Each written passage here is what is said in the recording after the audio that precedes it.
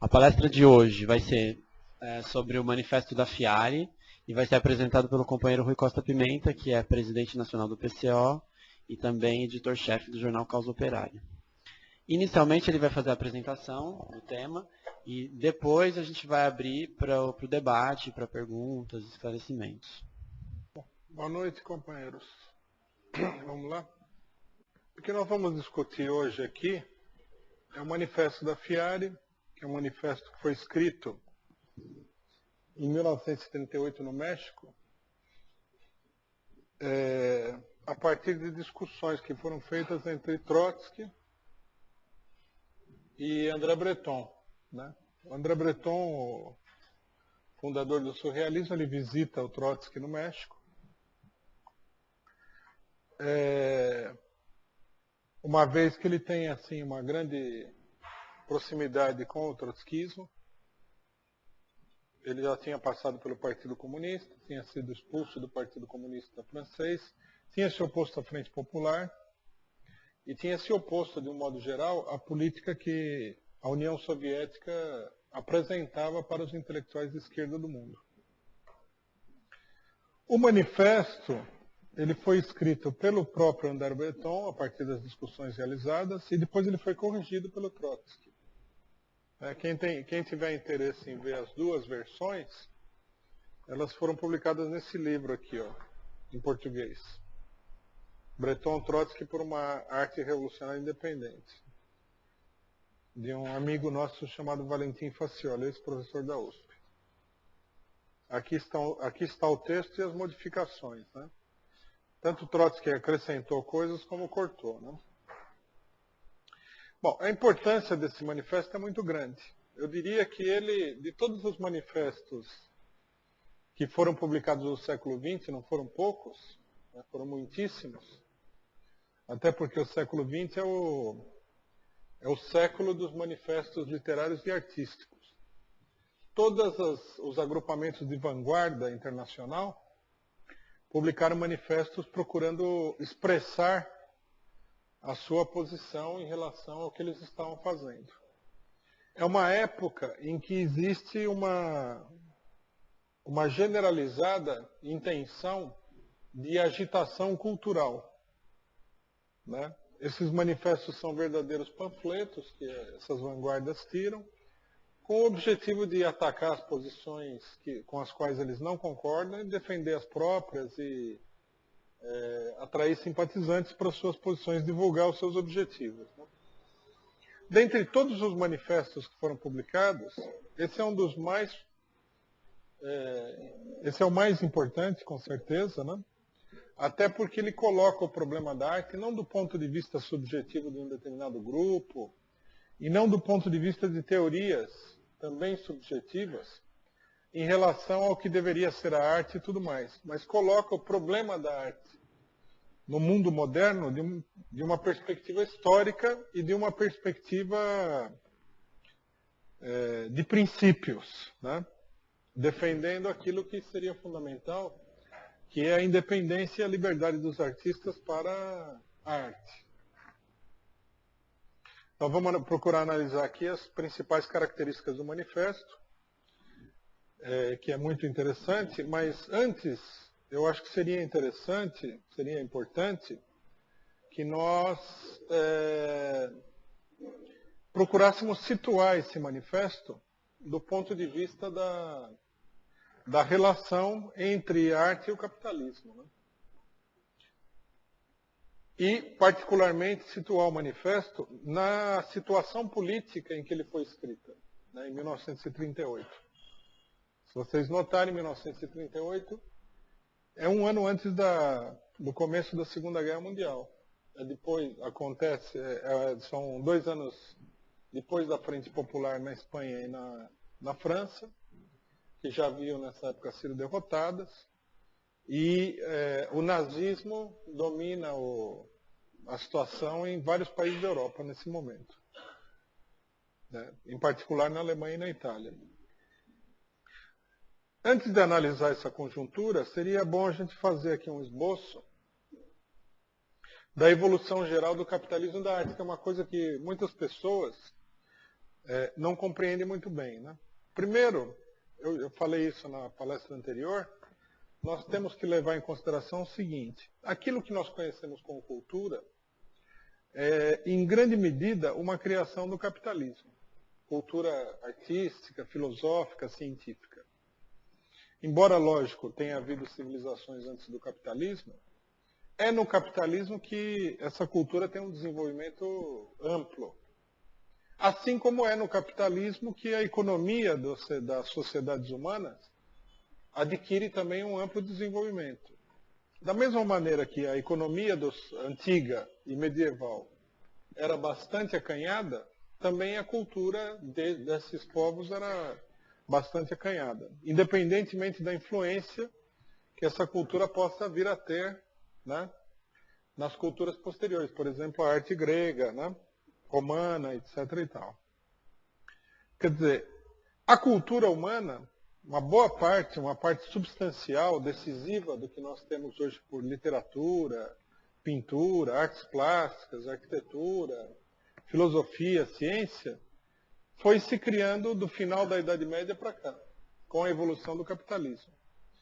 Não apenas ela é um produto, né, do desenvolvimento capitalista, como ela é um produto do desenvolvimento, logicamente, da burguesia, que expressa socialmente o desenvolvimento capitalista.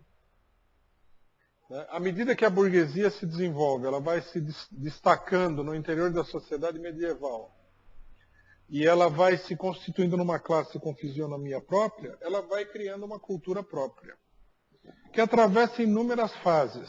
Nós não vamos descrever aqui todas as fases, logicamente, porque não é o objeto da nossa exposição. Mas é importante lembrar o seguinte, que já na Idade Média, no século XIV, por exemplo, quando na Itália começam a aparecer as primeiras manifestações importantes daquilo que viria a ser conhecido como a cultura ocidental, Dante, por exemplo, outros poetas importantes, isso já é uma manifestação do desenvolvimento da burguesia. É uma primeira manifestação do desenvolvimento da burguesia. Como vocês sabem, o capitalismo na Europa se desenvolveu em primeiro lugar na Itália, que era um centro de indústria artesanal e de comércio muito grande, tanto com o resto da Europa como com o Oriente. Esse desenvolvimento italiano ele vai se generalizar na Renascença, que é uma expressão muito grande do desenvolvimento dessa burguesia, principalmente na Itália, né? É um apogeu dessa burguesia italiana, mas não só da burguesia italiana, também há um grande desenvolvimento da burguesia em todos os lugares. Aí vão aparecer, inclusive, alguns dos mais importantes escritores e artistas das culturas europeias, né? Por exemplo, em Portugal, na passagem do século XV para o século XVI, nós vamos ter o grande poeta da língua portuguesa, que é Camões. Camões, embora ele fosse um fidalgo, um aristocrata, ele expressa nos Lusíadas uma epopeia burguesa. Vocês podem reparar o seguinte, que ele canta, qual é o tema dos Lusíadas? O tema dos Lusíadas é, de um lado, de um ponto de vista mais concreto e imediato, a viagem de Vasco da Gama para as Índias, né? Que é um momento também decisivo na conquista, né, pela burguesia comercial europeia do mercado oriental. E, de outro lado, ele vai cantar a afirmação da nacionalidade portuguesa, que é outra aspiração tipicamente burguesa. Quer dizer, a constituição de um Estado nacional, independente, forte e tal. Ele é um poeta, acima de tudo, nacionalista. Já é uma literatura, né, burguesa. Assim, a gente vai ver que é a literatura também da maior parte dos grandes escritores dessa época, né? Tanto a gente pode pegar a Itália, como a Espanha, como a França, como a Inglaterra, etc. Nós vamos ver que essa literatura surge, se não diretamente da burguesia, sob o impulso da burguesia e sob o impulso do desenvolvimento do capitalismo. Com essa literatura começa também a burguesia a procurar quebrar a influência da igreja, né, e das concepções teológicas sobre todos os ramos do conhecimento e estabeleceu uma concepção científica, digamos assim, materialista da sociedade e da vida humana. Né? Vão aparecer os primeiros grandes cientistas, que vão cuidar do problema da astronomia. Né? Vocês podem ver, por exemplo, que são muito conhecidos nesse período, cientistas como Galileu Galilei, Copérnico, etc. e tal, que são astrônomos. Por que astronomia? Porque a astronomia é uma ciência que está ligada à navegação. Você pode ver que ela é um desenvolvimento direto da economia. Né? A pessoa estudava os astros para poder se localizar nas viagens marítimas, uma vez que eles não tinham equipamentos sofisticados. Surgia diretamente do impulso comercial que a burguesia estava dando à sociedade europeia na época. A filosofia também começa a se colocar num terreno mais materialista. Né? Aparece, por exemplo, começam a aparecer as filosofias racionalistas, as filosofias empíricas, com Bacon na Inglaterra, com Descartes na França, e assim por diante. Tudo isso é um esforço da burguesia no sentido de desenvolver, né, a sua atividade econômica e de reforçar o seu poder político. Nós vamos ter nesse período aí, por exemplo, uma personalidade como Maquiavel, que é o homem que coloca a política também num terreno completamente separado das ideias religiosas da igreja. Então, no século XV, principalmente, 16 e 17, nós vamos ver, de uma maneira cada vez mais intensa, o desenvolvimento dessa cultura burguesa e da cultura em geral, que é uma cultura dominada fundamentalmente pela burguesia, embora conte com a participação de vários elementos da aristocracia, o que não deve nos confundir sobre o caráter de classe geral dessa cultura que vai se formando.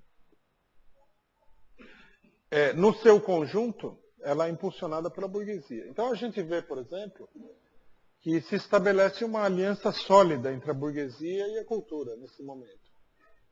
Inclusive, por exemplo, na Renascença, é bem conhecido que banqueiros e grandes comerciantes italianos foram os patronos da arte naquele período.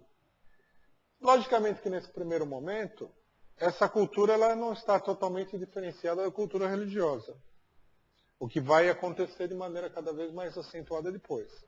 Mas é como todo tipo de evolução, né? Ela vai se despregando, vai se deslocando lentamente do terreno de onde ela surgiu para se transformar num fenômeno completamente independente. A cultura burguesa ela assume um caráter acabado e definido no século XVIII, que passou a história como o século das luzes. Aí a burguesia se apresenta de uma maneira acabadamente ideológica. Eles pregam, por exemplo, a organização racional da sociedade, combatem o domínio da igreja sobre a sociedade. Alguns filósofos, nesse momento, escritores e artistas, pregam abertamente o ateísmo, o materialismo, como sendo uma filosofia própria da burguesia. Quer dizer, a burguesia vai se transformando numa classe revolucionária. E ela começa a se manifestar como classe revolucionária a partir do final do século XIX, do ponto de vista prático, com a Revolução Francesa. E todo esse período é um período de enorme desenvolvimento da arte. Né? A arte e a cultura ela se transforma numa arte, numa cultura acabadamente burguesas, no momento em que vem a vitória definitiva da burguesia na Europa a partir das revoluções de 1848. Né? A partir daí começa a se estabelecer uma arte que é acabadamente burguesa. É o apogeu, é a culminação e também, em seguida, virá a decadência da cultura burguesa. Nesse momento, os artistas, todos eles defendem o credo, né, o ideário político da burguesia, revolucionário, liberal, democrático, republicano, etc. e tal. Todos eles não. Mas os mais importantes, e a maior parte deles, defendem esse ideal que é um ideal político típico da burguesia. Após a Revolução de 1848, nós vamos ver também que a burguesia já estabelecida no poder, já estabilizada economicamente, já tendo o capitalismo se sobreposto a todas as formas de produção anteriores ao capitalismo na Europa, surge o que a gente poderia considerar que é o ápice da cultura burguesa, né? Que vem depois do romantismo, que é o período do realismo. Né? Os escritores realistas, por exemplo, principalmente na literatura, eles são os grandes escritores da burguesia. Né? Começa no romantismo, essa onda, e se estabelece no realismo, onde a burguesia demonstra assim, um grande desenvolvimento intelectual, ideológico, como classe. Bom, nesse momento, há muitas contradições entre a cultura e o capitalismo, logicamente. Sempre houve. Mas, de um modo geral, a gente pode dizer que havia uma certa harmonia entre a cultura e o capitalismo. Quer dizer, o capitalismo não se colocava como um obstáculo decisivo ao desenvolvimento cultural. A partir dos anos 80 do século XIX, a coisa começa a mudar porque o capitalismo entra em decadência. E aí, a cultura capitalista entra também, toda ela, em decadência. Os anos 80, 90, os primeiros anos do século XX, são anos em que essa cultura burguesa, que atingiu um ápice, ela começa a dar sinais intensos de decadência.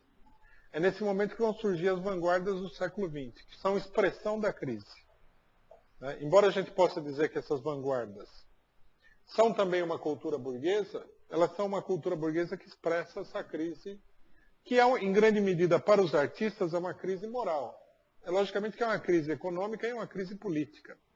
Né? Por exemplo, a partir do começo do século XX, quase que com precisão, Lenin assinala que os monopólios capitalistas, que vão substituir a era da livre concorrência capitalista, se estabelecem de maneira definitiva. Eles fazem a sua aparição nos anos 70, eles têm um período de desenvolvimento, a crise acaba levando a uma crise desses monopólios, que mostra que eles não eram um fenômeno enraizado ainda na economia mundial, mas no começo do século XX eles estão completamente estabelecidos. Quer dizer, o capitalismo, que representava, num determinado sentido histórico, um regime de liberdade através da ideia da livre concorrência e também da ideia do regime democrático, que é a expressão política desse regime de livre concorrência, começa a se transformar numa ditadura totalitária através da anulação de qualquer concorrência e do domínio do mundo por um grupo de monopólios. Isso daí, logicamente, provoca uma crise política e moral muito grande, que vai estourar na Primeira Guerra Mundial e na Revolução Russa de 1917. As vanguardas que surgem no começo do século, elas já começam a expressar isso daí. E muito mais ainda vão expressar nos anos 20, depois da guerra, e nos anos 30, quando tem a quebra da Bolsa de Nova York. Aí o capitalismo e a arte entram completamente em contradição um com o outro. Quer dizer, o artista, de um modo geral, ele se coloca como um inimigo do capitalismo. Ele já não é mais um defensor do capitalismo. Às vezes ele se coloca como inimigo do capitalismo adotando o ponto de vista da classe operária. Às vezes ele se coloca como inimigo do capitalismo adotando o ponto de vista da pequena burguesia. Às vezes até adotando o ponto de vista de setores reacionários. Mas o fato é que o capitalismo aparece como sendo contraditório, sendo hostil, sendo antagônico com o desenvolvimento cultural. Né? Eu acho que nós temos que entender esse esboço geral para entender o problema do manifesto. Né? A tese central do manifesto é a tese da incompatibilidade entre o capitalismo e o desenvolvimento da cultura. Quer dizer, essa incompatibilidade ela não é uma incompatibilidade absoluta. Ela é um produto histórico. Quer dizer, o capitalismo chegou depois de ser um fator de desenvolvimento da cultura, a ser um fator de impedimento do desenvolvimento cultural. Tá certo? Bom, agora, se o manifesto, né, a principal preocupação dele é essa oposição entre o capitalismo e a cultura, nós temos que considerar também que não se trata de uma oposição geral que esse manifesto trata. Ela se dá no marco de um desenvolvimento político determinado. Quer dizer, o desenvolvimento político da época em que o manifesto é escrito, ou seja, do período que vai da Primeira Guerra Mundial e da Revolução Russa até a Segunda Guerra Mundial, onde as contradições capitalistas assumem um caráter extremamente incandescente, nós podemos dizer. Nós temos aí uma polarização política internacional muito grande. Depois da primeira onda revolucionária, quando a classe operária abala os regimes políticos em toda a Europa, vem o refluxo da Revolução. O stalinismo toma conta da União Soviética a partir de 1924. E em 1933, com a ajuda desse mesmo stalinismo, o nazismo vai tomar conta da Alemanha. O capitalismo liberal, como fenômeno econômico e como fenômeno ideológico, consequentemente, vai desmoronar a partir da quebra da Bolsa de Nova York em 1929. Os intelectuais, eles vão ser polarizados, seja pela extrema-direita, seja pela extrema-esquerda. Uma boa parte dos intelectuais, e essa é uma das preocupações centrais do manifesto, eles se integram ao stalinismo, né, nos países europeus. Eles olham a União Soviética como uma alternativa. Muitos acreditam que a União Soviética é o país que defende efetivamente o socialismo, etc. e tal. Uma outra parte de intelectuais vai aderir diretamente à extrema-esquerda, à extrema-direita, fascista. A maior parte vai ficar com a esquerda. Uma minoria vai se colocar à esquerda, mas contra os stalinistas, uma parte, inclusive, vai se aproximar dos trotskistas. Então, quando o manifesto é escrito, o grande problema que existe naquele momento é que os intelectuais são dominados por ideologias que procuram acorrentar a arte aos seus objetivos políticos imediatos. Né? Em particular, o manifesto vê como um problema muito sério o fato de que os grandes artistas, os principais artistas da época, se alinham com o stalinismo. Né? E os stalinistas procuram evitar que essa arte seja uma arte crítica e tudo mais, e que ela seja orientada, buscam, né, que ela seja orientada pelas diretrizes do Comitê Central dos Partidos Comunistas, em primeiro lugar, do Partido Comunista da União Soviética. Então, o manifesto, ele considera que esse antagonismo que existe já há tempos entre o capitalismo e a cultura adquiriu um caráter bastante acentuado, crítico, né? E que esse problema precisa ser enfrentado. Nós temos que considerar, inclusive, o seguinte, que essa crise, ela não foi superada. Ela perdeu o caráter agudo que ela teve. Por quê? Porque no período posterior, né, a destruição das organizações operárias vai diminuir a luta ideológica, num certo sentido. Mas a contradição ela está mais aguda do que nunca. Ela começa aí e ela vem se aprofundando. Quem acredita, por exemplo, no mito de que hoje nós vivemos numa sociedade democrática, que o artista pode se expressar, está vivendo uma ilusão total, um conto de fadas. Né? Nunca, em toda a história da humanidade, a arte foi tão atacada como hoje. Nem mesmo na época do stalinismo e do nazismo. Nós vamos mostrar por quê. Né? Mas o manifesto, a preocupação dele naquele momento, é mostrar que a coisa chegou a um ponto totalmente crítico. um ponto terminal, digamos assim.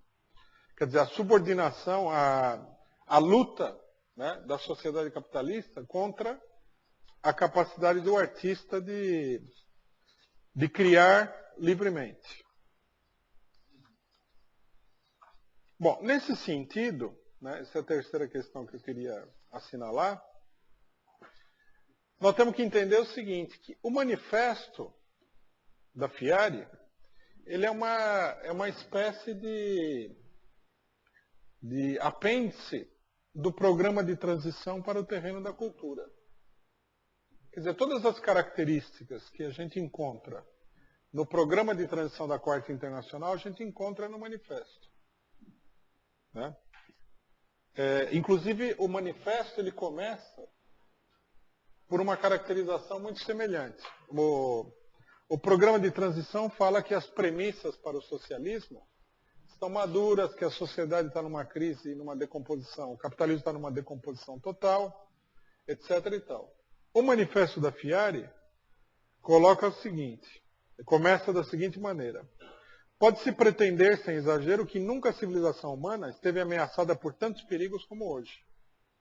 Os vândalos, com auxílio dos seus meios bárbaros, isto é, deveras precários, destruíram a civilização antiga num canto limitado da Europa. Atualmente é toda a civilização mundial, na unidade do seu destino histórico, que vacila sob a ameaça das forças reacionárias, armadas com toda a técnica moderna. Não temos somente em vista a guerra que se aproxima. Mesmo agora em tempo de paz, a situação da ciência e da arte se tornou absolutamente intolerável. Quer dizer, o manifesto ele transporta para o terreno da cultura a caracterização de crise da sociedade humana. Quer dizer, a crise da cultura nesse sentido é um aspecto da crise da sociedade humana. É uma transposição, né? Aí ele diz o seguinte, né, na tese número 2.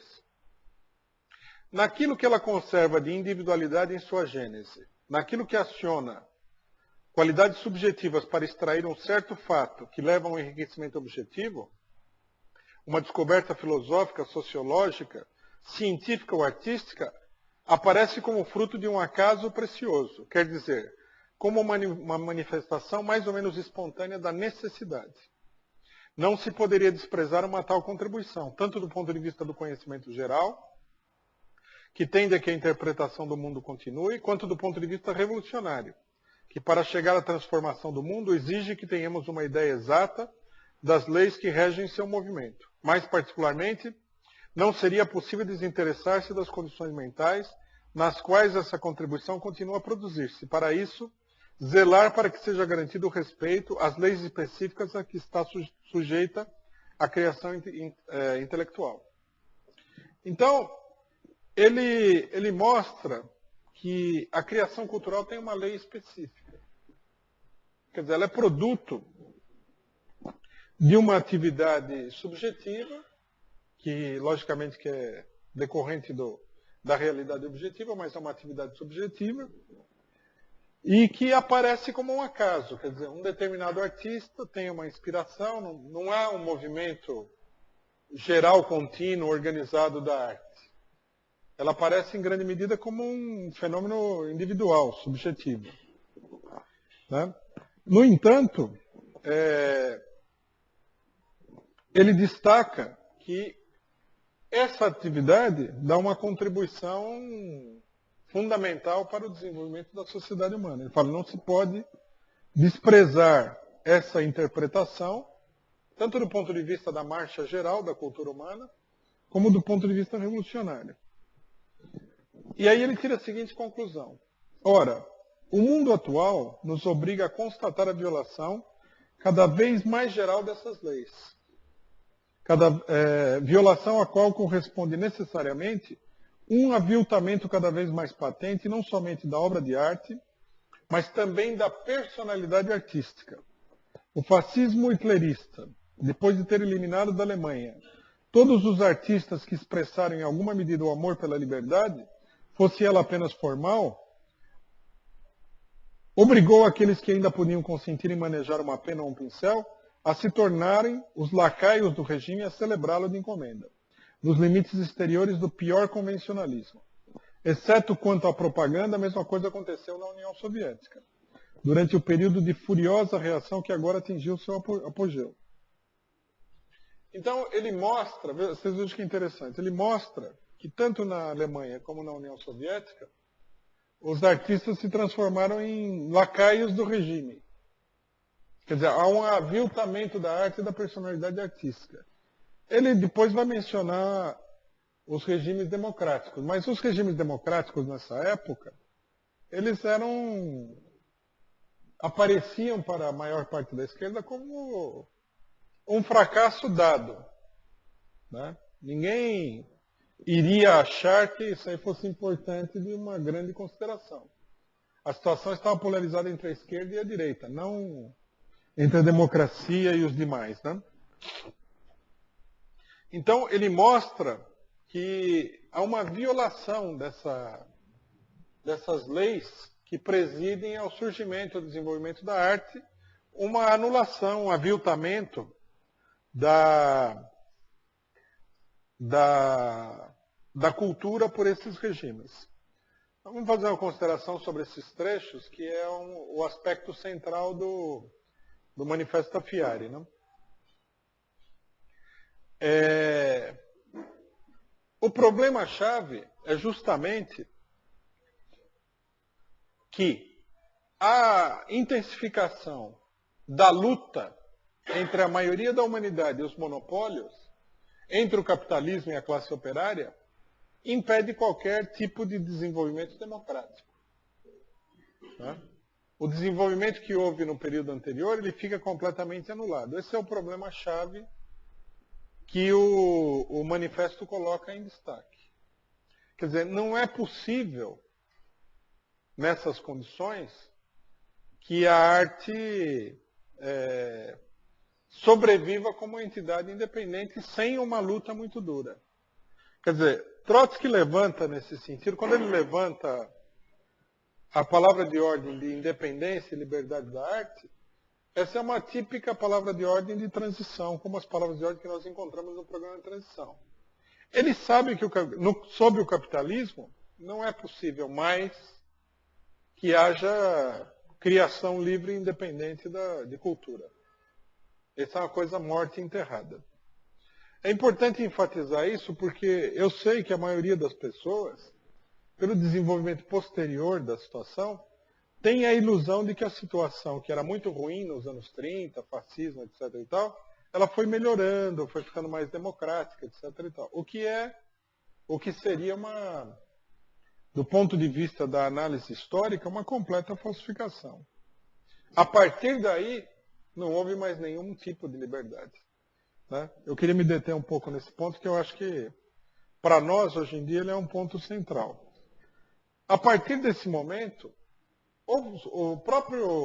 as próprias instituições dos regimes ditos democráticos, elas atuam ainda mais intensamente do que esses como elementos de compressão de toda a atividade artística. Por exemplo, vocês podem notar, por exemplo, que hoje em dia todos os meios de reprodução da arte são completamente monopolizados. O cinema é monopolizado, a indústria fonográfica é monopolizada, a indústria de espetáculo é monopolizada, a indústria editorial é monopolizada, a imprensa é monopolizada. De um modo geral, hoje em dia, só se expressa nos meios, digamos assim, que seriam os meios normais de comunicação, aqueles que consentem em se subordinar integralmente à política e à orientação do imperialismo. Se os artistas não tiverem uma orientação independente, criticarem a sociedade, e para que a gente possa ter uma arte que mereça o nome, deveria haver um mínimo de crítica à sociedade, você vai acabar totalmente excluído, marginalizado dentro da própria sociedade que você vive de todo tipo de manifestação cultural. Quer dizer, esse processo ele foi se intensificando. À medida que a tecnologia se desenvolveu e surgiu a televisão, o rádio se transformou numa coisa bastante abrangente, que é nessa época que acontece isso, o controle sobre esses meios é o controle ideológico, político, ele é cada vez mais intenso. Hoje em dia, sob a aparência de democracia, o que nós temos aí é um controle minucioso e rigoroso de todo tipo de manifestação cultural. Nós podemos ver isso aí na internet. A internet surgiu aí como um intercâmbio relativamente livre entre as pessoas. Já se transformou num verdadeiro campo de concentração virtual. Você não pode mandar e-mail, tem ameaça disso, e tem problema aqui, tem problema ali, tem um controle, os sites de busca já controlam tudo, você só consegue achar no site de busca aquilo que eles... E isso daí vai se aprofundar, até que vai chegar uma hora que isso vai estar submetido a um controle integral.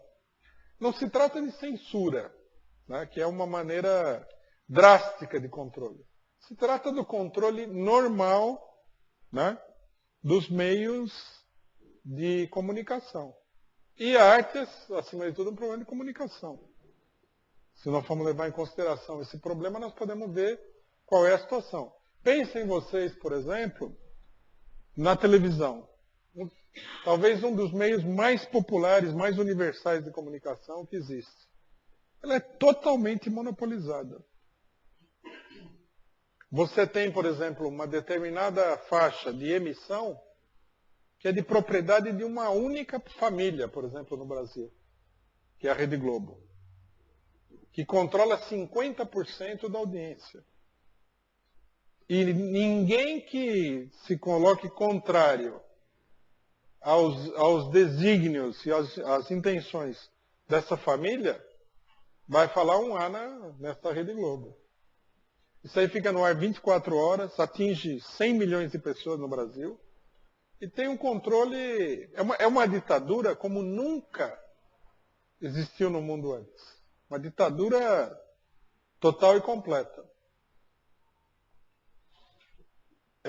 Tanto que a gente pode ver que a própria burguesia, setores da própria burguesia, se rebelam contra essa ditadura. A gente vê que nos países latino-americanos, que são dominados por governos nacionalistas, a guerra entre esses meios de comunicação e esses governos é total. Nós tivemos o famoso caso em que o Chávez não renovou a concessão de uma rede de televisão venezuelana, né? O que, digamos assim, nada mais natural, o antinatural é que essas concessões sejam renovadas. E houve muita gente que falou que isso daí seria um atentado contra a democracia e a liberdade de imprensa. Ora, como é que você pode ter liberdade de imprensa se o mais popular, o mais abrangente meio de comunicação é controlado por meia dúzia de pessoas? O monopólio, ele é a antítese da liberdade. Nesse caso aqui, por exemplo, acho que muita gente não entende isso. Que as pessoas comparam o canal de televisão com um jornal impresso. O jornal impresso, ele é um monopólio de fato econômico. Então você, por exemplo, tem os grandes jornais, que são grandes porque eles têm um capital grande. Agora, não há nenhuma lei que garanta para eles a exclusividade na publicação de jornais. Se houvesse no Brasil uma lei que fala só o jornal o Globo, o Correio Brasiliense, 0 Hora, Folha de São Paulo, Estado de São Paulo pode publicar jornal no Brasil. Pô, isso seria pior do que a ditadura militar. É ou não é? Não existe essa lei para os jornais, mas existe essa lei para a televisão. Segundo a lei que foi estabelecida, você tem 4 ou 5 canais de televisão, que estão na mão de 4 ou 5 pessoas. E quando um presidente da República vai lá e não renova a concessão, alguém fala, nossa, um atentado contra a liberdade de imprensa. Não, atentado à existência desses monopólios. Isso não tem nada a ver com jornal. É um monopólio medieval. Na Idade Média, por exemplo, havia determinado tipo de indústria assim, de ofício, né? como se chamava naquela época, em que as instituições medievais davam a poucas pessoas o direito de exercer aquele ofício. Por exemplo, de sapateiro. Nem todo mundo podia ser sapateiro. Você precisava ter, né, uma autorização para ser sapateiro. O sistema de táxi é parecido com esse. Só que lá era mais, como é que se diz? Mais ditatorial, porque dependia das pessoas que controlavam o grupo de sapateiros que outra pessoa fosse aceita. Só se eles aceitassem, tinha todo um trâmite e tal. Quer dizer, eles detinham um monopólio. O capitalismo, quando surgiu, ele quebrou tudo isso daí. Pessoal, que qualquer um pode ser sapateiro, você entendeu? Pode abrir indústria de sapatos, sapataria, o que você quiser fazer. Conserto de sapato e tal, é livre para fazer o que você quiser. Esse monopólio das televisões é um monopólio medieval. O mesmo monopólio existe em todos os lados, seja de fato, esse é o pior. Porque esse é um monopólio garantido por lei, é uma lei totalitária que garante esse monopólio. Mas onde não tem lei, existe um monopólio também por causa da imensidão dos capitais necessários para você controlar um determinado ramo de produção. A mesma coisa acontece também em toda a área cultural. Né? O livro, a pintura, a música, o teatro, o cinema, tudo isso está controlado, a arquitetura, tudo isso está controlado por monopólios. Não existe mais um terreno específico para o cidadão ser artista. Tudo bem, se você quiser ser artista na sua própria casa, não tem problema nenhum. Né? Você pinta e guarda no guarda-roupa a sua pintura, não tem problema, ninguém... A não ser que haja uma crise política muito grande e tal, que nem em Honduras, o cidadão não vai invadir lá para rasgar a sua pintura. Mas também, qual seria a grande vantagem de você pintar e guardar no guarda-roupa? A arte é um fenômeno social. Né? E a maioria dos artistas acaba. Ou ele fica numa marginalidade completa, ou ele é obrigado a se somar ao monstruoso Leviatã, que são os monopólios que controlam todos os aspectos da sociedade humana. Se você, inclusive, tentar se opor a esse monopólio sobre uma base individual, você é literalmente esmagado. Assim como os monopólios esmagaram, por exemplo, os monopólios do petróleo, esmagaram toda a concorrência, os monopólios do automóvel esmagaram toda a concorrência, os monopólios dos outros setores esmagam também qualquer tipo de manifestação que seja contrária a eles. É assim que funciona a coisa. Né? Ou eles esmagam imediatamente, ou eles esmagam uma parte mais radical e assimilam uma parte mais flexível, que passa a ser controlada por eles. Daí que a gente vê o fenômeno de muito cantor que começa cantando música de protesto e termina lá com as piores convencionalismos e conservadorismo. Ele é comprado pelo monopólio, ele é pressionado e comprado. Quer dizer, a situação da cultura hoje, né, esse é um debate sobre o qual a gente poderia se estender sobre ele indefinidamente, ela é muito mais negativa do que era na época que Trotsky escreveu, ela não é mais positiva. Se você, por exemplo, num determinado país, você criar um jornal que é alternativo, primeiro vão tentar que ele seja esmagado. Se ele tiver apoio político para não ser esmagado, vamos supor um grande partido operário, mais cedo ou mais tarde a situação se desenvolve para uma luta aberta e um golpe e uma ditadura. Quer dizer, a existência dessa liberdade, ela aparece como se ela viesse através de uma fresta. Ela é uma coisa precária. Ela não é uma coisa estável, ela não está mais garantida, muito pelo contrário, na sociedade moderna. O mais problemático de tudo isso é que na ausência de uma luta política aberta, quer dizer, de partidos operários capazes de levar uma luta em grande escala, aparece como normal. A maioria das pessoas acha assim, não, é normal. Se você Você vai lá na Rede Globo, você faz a sua novela, faz a sua peça de teatro. Veja, eles apresentam coisas de cultura também.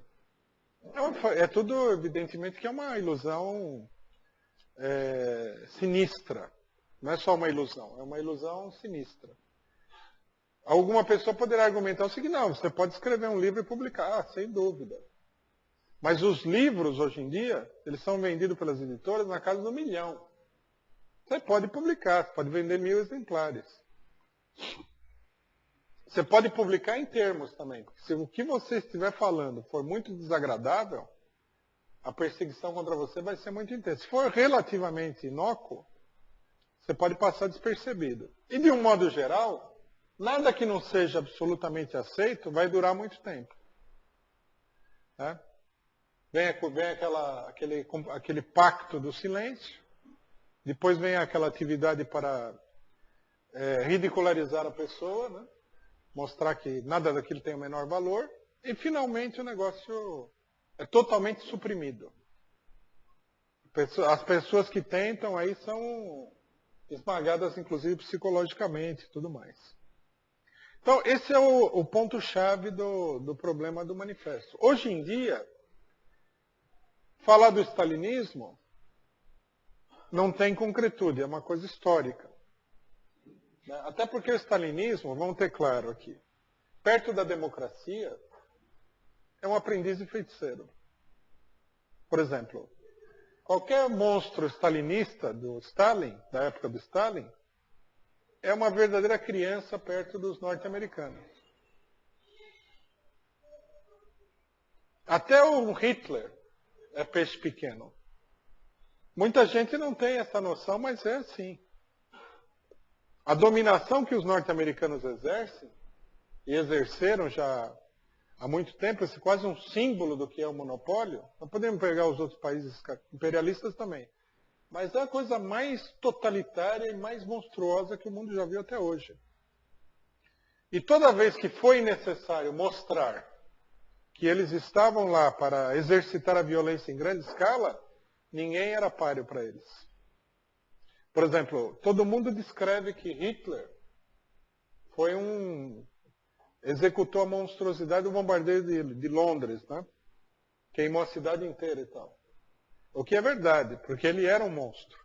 Mas os norte-americanos e os ingleses reduziram a pó, não uma cidade, inúmeras cidades da Alemanha.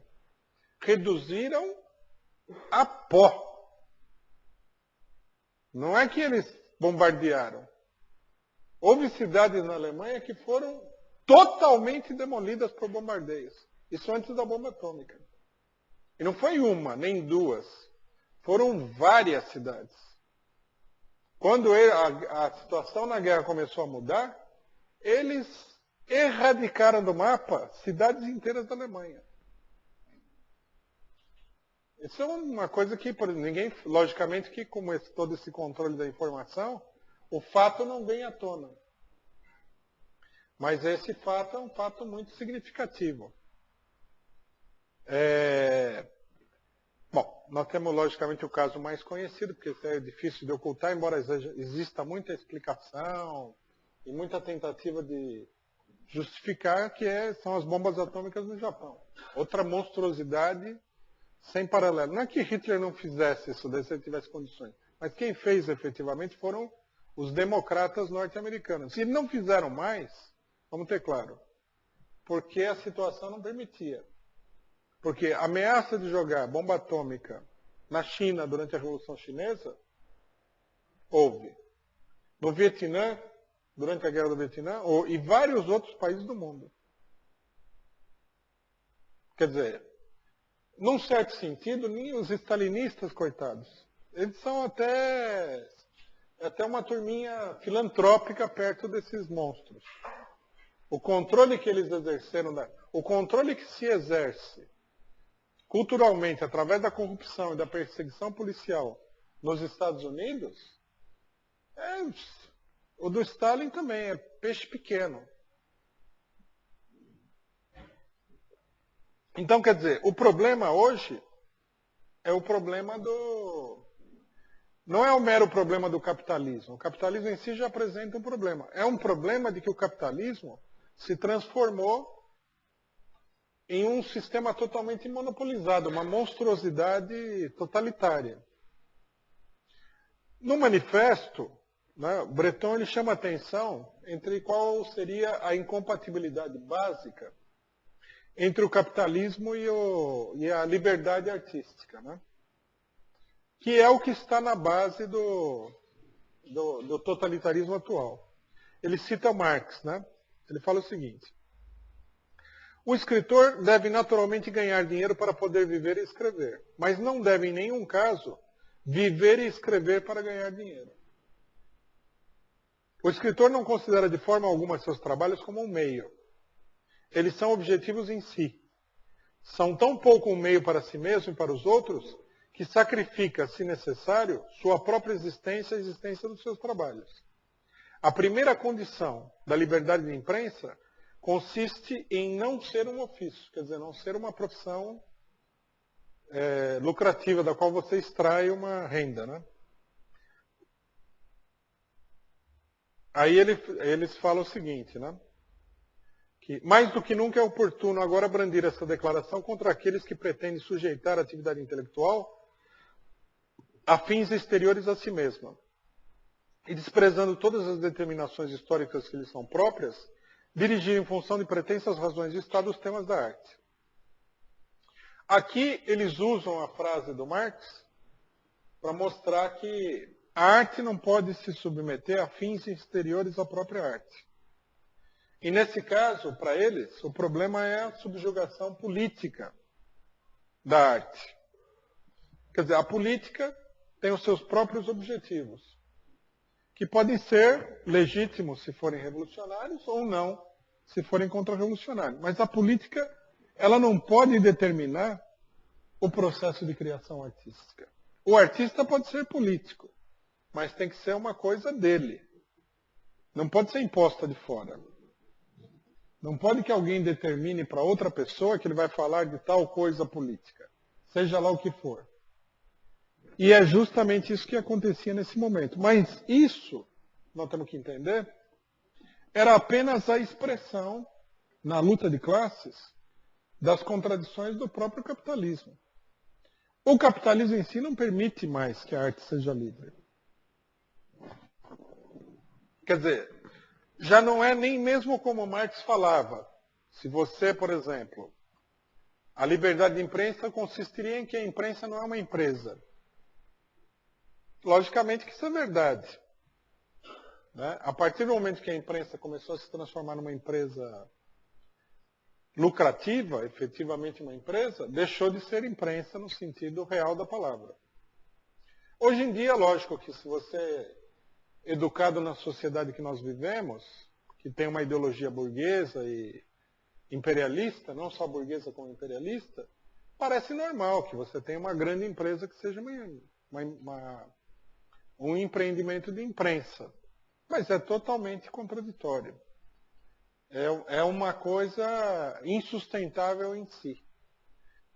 Já é óbvio que o simples fato de que a imprensa seja uma empresa determina que ela não tem nenhum caráter real de imprensa livre. Ela está amarrada ao problema do lucro.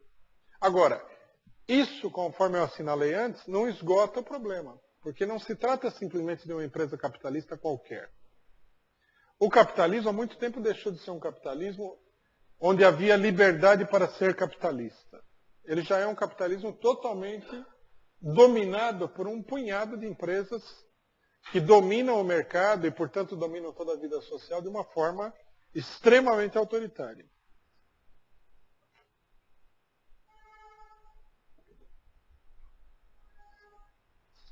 Bom, é daí que vem a fórmula para a gente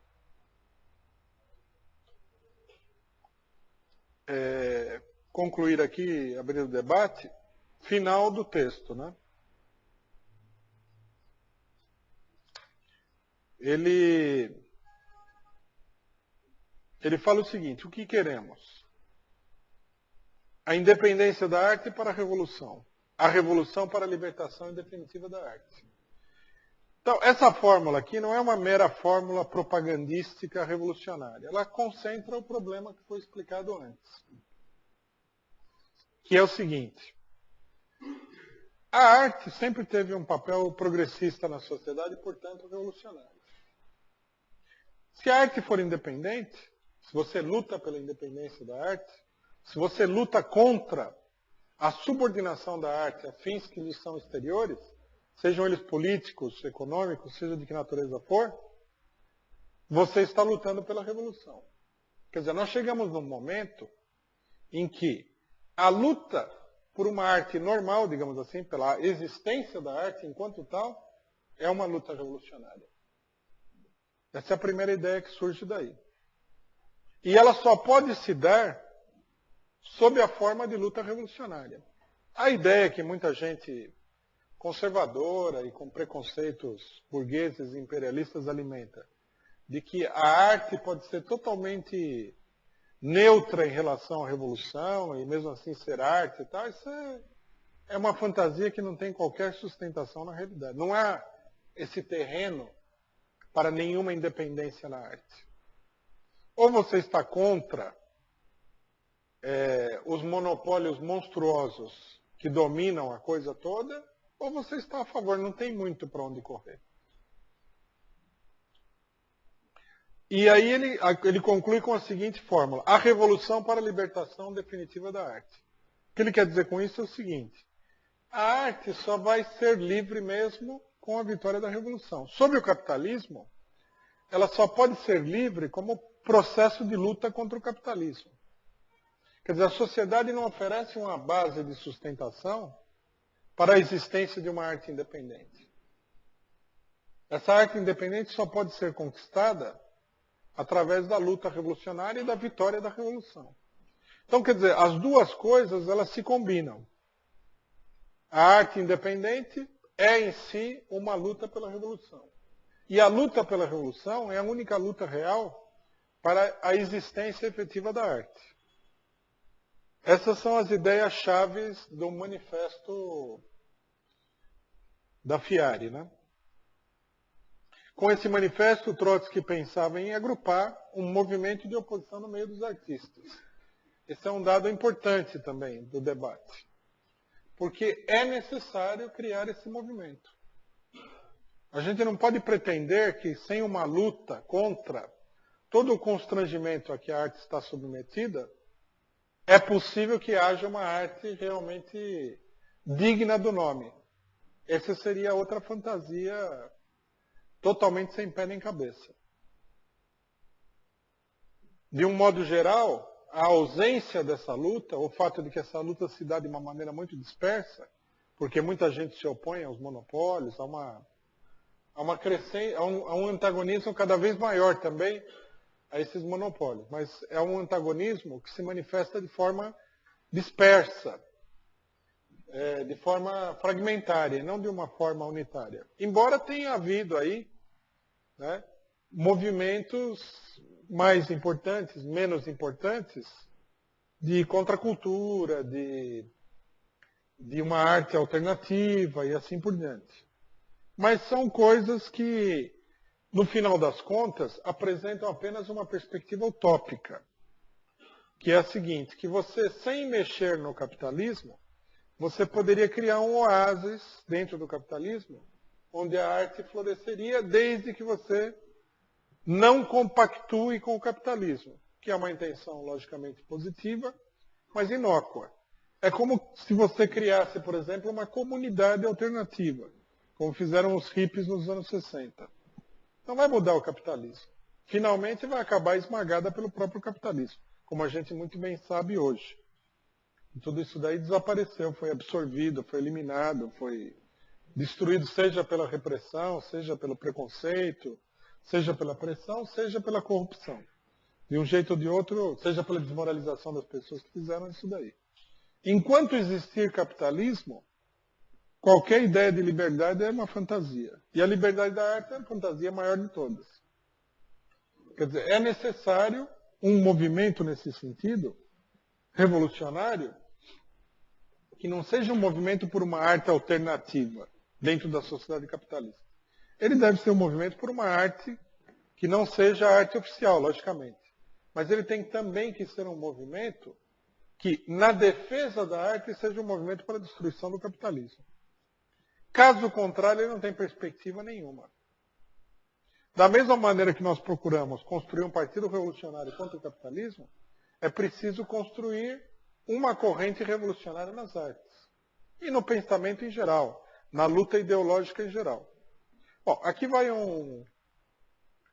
uma observação final que é importante, dado o preconceito ultraconservador de boa parte da esquerda nacional, de que a ideia, pior de todas essas ideias é a ideia de que na universidade controlada pelo Estado burguês e pelos monopólios capitalistas, existe essa tal liberdade criativa. Essa ideia não só é a pior de todas, como é a mais ridícula de todas. É lógico que é aí onde se trava um combate mais intenso contra qualquer espírito criativo. Porque a burguesia, a não ser que a gente acredite que o capitalismo é uma sociedade sem classes e sem luta de classes, que a democracia elimina a luta de classes, fica claro que a burguesia procura se apoderar justamente dos lugares onde a atividade intelectual é mais intensa, onde se agrupa a juventude, que procura um caminho e tal. É aí onde as instituições são mais refratárias e mais avessas ao espírito criativo e à liberdade do que em outros lugares. A universidade será provavelmente um dos lugares onde o combate contra qualquer iniciativa independente e liberdade seja mais intenso, onde a ditadura seja mais intensa. Só quando a ditadura é quebrada através da mobilização revolucionária dos estudantes e da classe operária, surge aí um espírito criativo, mas é com base na destruição da universidade tal como ela é hoje. Porque a universidade tal como ela é hoje não oferece campo nenhum. O marxismo que tem na universidade, por exemplo, que muita gente alega, não é um marxismo, é uma caricatura de marxismo. É um cãozinho de estimação da burguesia com a máscara do Karl Marx. E, na verdade, esse marxismo é profundamente antimarxista. A principal preocupação dos marxistas universitários é combater o marxismo, o materialismo, a ideia da revolução, a ideia da ditadura do proletariado, etc, etc, etc. Bom, companheiros, eu vou encerrar por aqui, vamos abrir o debate aí, vamos ver o que... Bom, então agora a gente vai abrir para as perguntas. Quem quiser fazer alguma pergunta, só levantar, eu vou anotar aqui. E aí eu vou pedir para que fale ao microfone, porque a gente está gravando o áudio para depois poder disponibilizar na internet. Já estão abertas as inscrições. Diego.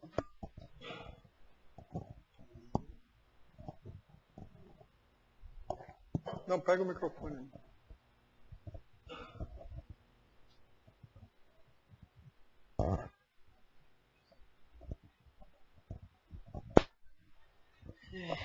Então, você estava falando que a arte ela teria que ter uma liberdade à parte da política, mas numa situação revolucionária, ela teria essa liberdade e ao mesmo tempo ela teria que estar vinculada à revolução, aos políticos, ou não necessariamente? Não, justamente o problema-chave, né, do que ele fala que é a independência da arte, consiste em que o artista seja independente para fazer aquilo que ele quer, sem nenhum tipo de constrangimento exterior à arte. Então, por exemplo, o cidadão quer fazer A, mas aí vem um grupo político e fala que não, que ele tem que fazer B. Bom, se pode falar isso aí, entendeu? O problema não está em falar. O problema está em impor. Você fala, se o artista concordar, achar que aquela posição política é uma maravilha, ele coloca em pauta. Logicamente que quanto mais revolucionário, a nossa fórmula, ela se basearia no seguinte: quanto mais revolucionário o artista for, melhor será ele como artista. A arte é uma coisa progressista. Ela expressa as aspirações progressistas da humanidade. Quem que está interessado numa arte racista? Quem que está interessado numa arte que defenda o aviltamento do ser humano pelo capitalismo? Ninguém, não é? Ninguém me leria isso daí, vamos falar que é verdade. Quem que está interessado nesses filmes grotescos que defendem a polícia no Brasil, que é uma instituição que podre seria já uma espécie de elogio que a gente faria à polícia, entendeu? Quem que está interessado nisso daí? Quem que está interessado em ter o Capitão Nascimento como herói? Ou o Conte Lopes, como apareceu em outro filme? Só gente profundamente perturbada emocionalmente ou profundamente depravada. Então se supõe que o artista seja uma pessoa progressista.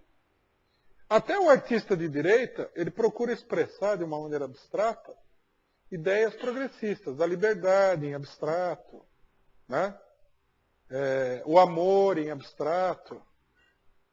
Porque a arte reacionária não encanta ninguém, pelo contrário, produz um repúdio, né? Você imagina se um cidadão fizer um filme aí defendendo as atrocidades que foram cometidas na Bósnia. O público se levanta no cinema.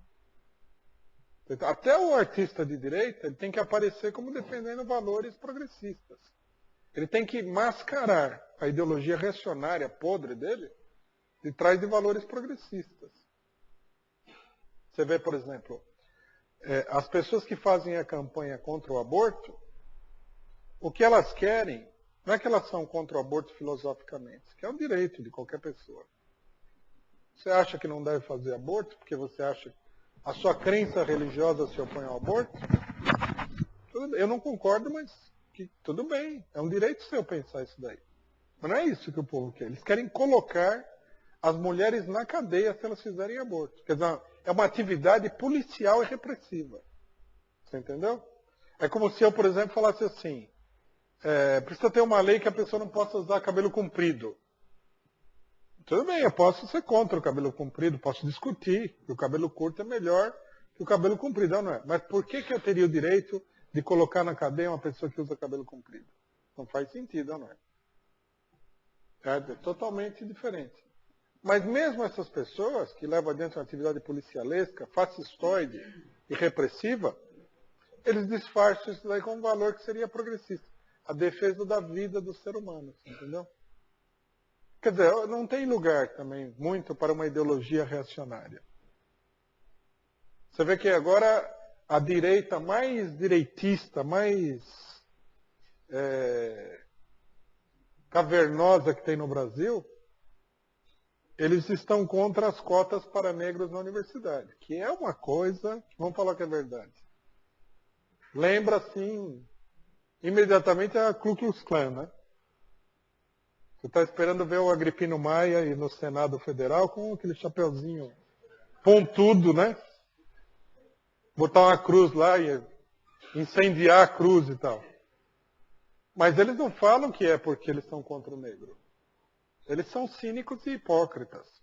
Eles falam que eles não conseguem, o coraçãozinho deles não consegue suportar a ideia de que alguém defenda que existam classes. O ser humano é um só. Olha que bonito. O negão que é perseguido na favela e que a rota mata pelas costas com 4 tiros de calibre 12 é igualzinho a Agripino Maia, que é senador no Congresso Federal.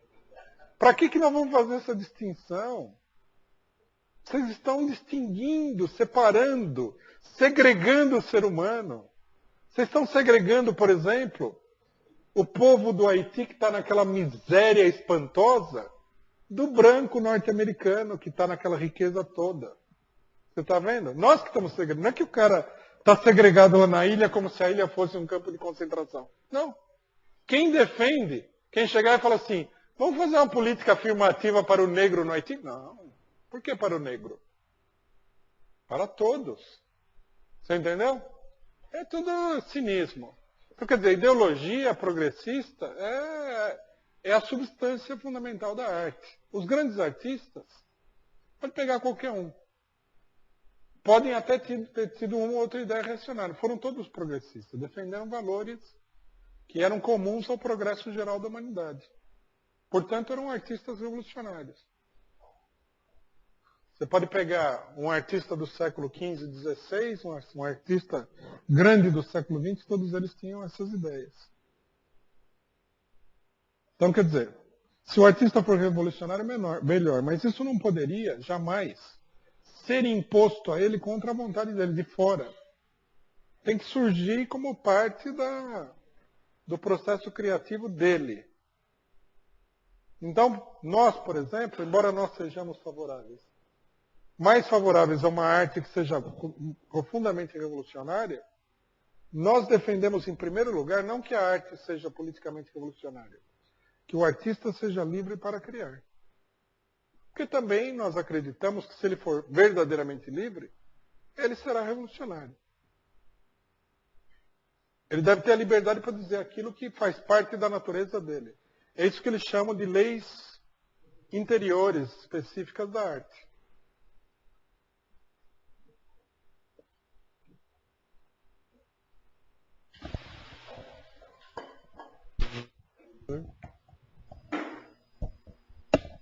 Eu tenho duas perguntas. A primeira, qual foi a repercussão que o manifesto teve no Brasil, entre os artistas brasileiros e tal? Desculpa, estou meio doente. E a segunda, se existe essa contradição tão aguda entre a arte e o capitalismo, por que, inclusive sob o capitalismo, e um período importante do capitalismo, surgiu inclusive uma nova expressão artística como o cinema? Que a arte não foi nessa... Por que surgiu, você está perguntando? E... Porque, afinal das contas, existe uma grande produção artística e tal. E, então, minha pergunta é essa, a respeito da... Se existe essa contradição, essa aguda, como você colocou, por que deu lugar ao nascimento de uma nova arte? Por que existe uma produção artística tão grande? Por que a arte não foi destruída, digamos assim? Sabe?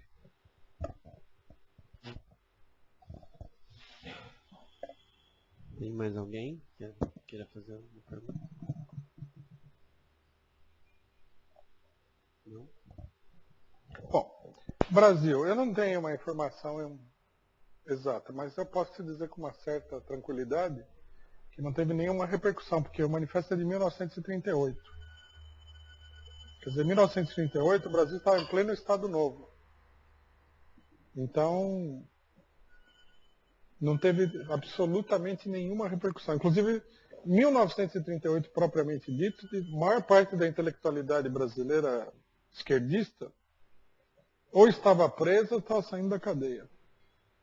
Porque depois de 35, a maioria dos intelectuais importantes foram presos. Você pode pegar a lista dos que foram presos, é uma coisa enorme. Outro fator também é o seguinte, quem poderia ter divulgado o manifesto no Brasil seriam os trotskistas brasileiros. O trotskismo brasileiro, nesse momento, está entrando em crise também. Os trotskistas brasileiros, eles aderem à oposição pequeno-burguesa que existe dentro do Partido Trotskista Norte-Americano. E o grupo vai se dissolver em 39 e 40, como trotskista. Embora isso daí não é que eles fossem contra o manifesto, pelo contrário, eles deviam ser a favor, mas o grupo não estava em condições de divulgar isso aí efetivamente. Uma parte estava presa, outra parte estava no exílio.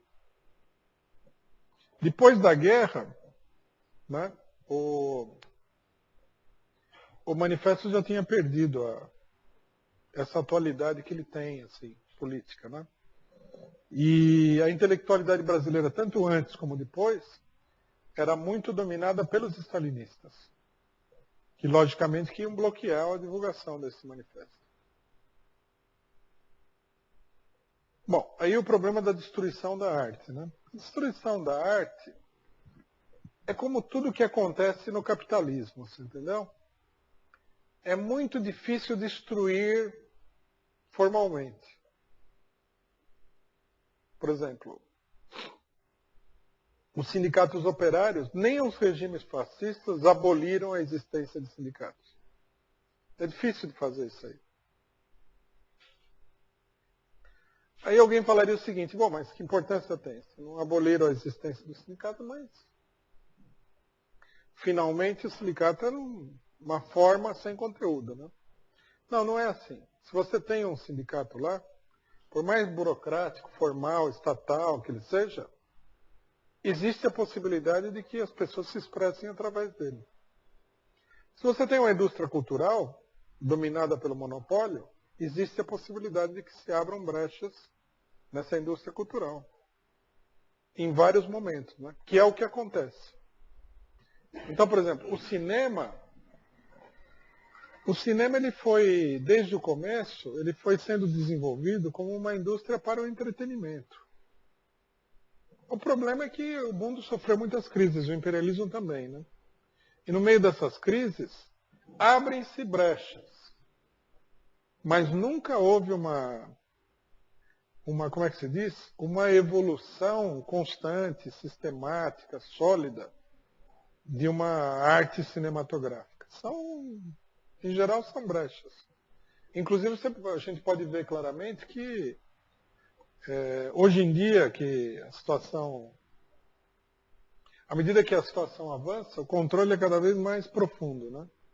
Você vê que existe um sistema à prova de bala, né? Eles lançam esses filmes blockbuster, né? De grande bilheteria, e esses dominam totalmente o cinema. Os outros são quase que um cinema marginal, né? Se a gente for ver a divulgação de um filme de grande bilheteria de um outro filme, se você pegar, por exemplo, sei lá, os filmes do Spielberg de um lado e os filmes do Ken Loach do outro, a desproporção de divulgação é monstruosa. Porque tudo isso é monopolizado, né? Então, por exemplo, como nós estamos numa democracia, entre aspas, abre-se, o cara dá essa colher de chá, porque também, se todo mundo for proibido, gera um desconforto e uma reação muito grande. Mas você pode ver que isso aí